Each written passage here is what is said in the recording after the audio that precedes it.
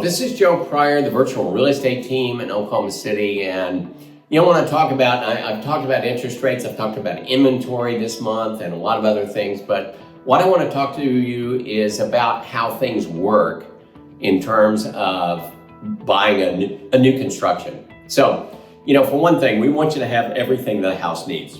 In other words, you're going to get everything that you need, but you're also, besides appliances, obviously carpeting or tile or vinyl plank or whatever it happens to be, we also want to make sure that you get a fence. We want to make sure you get 2-inch forward blinds. We want to make sure you get a garage door opener, full landscaping so that things are rent ready. And that's one of the advantages that you have in terms of new construction, plus of course, brand new warranties, great school systems, uniform quality throughout.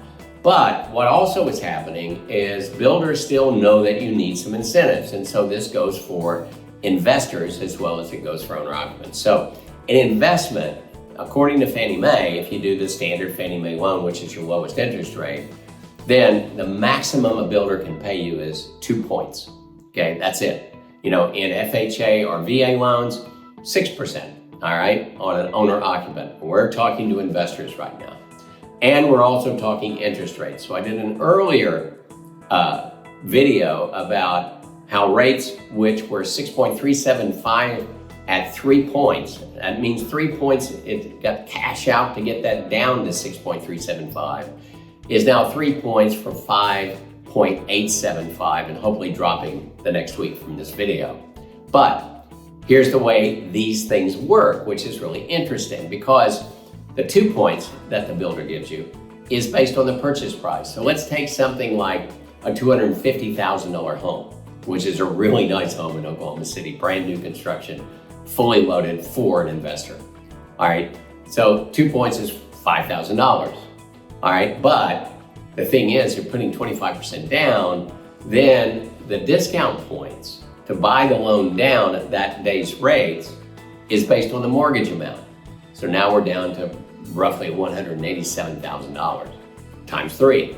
So it does mean that you're going to have to put out a little money, but not a full percent, because basically those two things are figured differently. The discount points are the closing cost 2 points they're giving you based on the purchase price.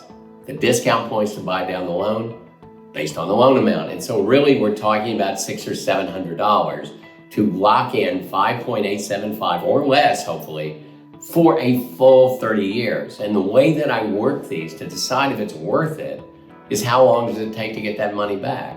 Well, if you can get your money back in a couple of years, then you got 28 years of just pure cushion going forward, because that's the miracle of the 30-year mortgage, because only one other country in the world has a 30-year fixed mortgage, and nobody has the rates like the United States does. So if you're looking for new construction and you're an investor, I just want you to be aware of this fact, because it's worth your money to pay that $600 or $700 right now to get that loan down to the maximum lowest level, the minimum level.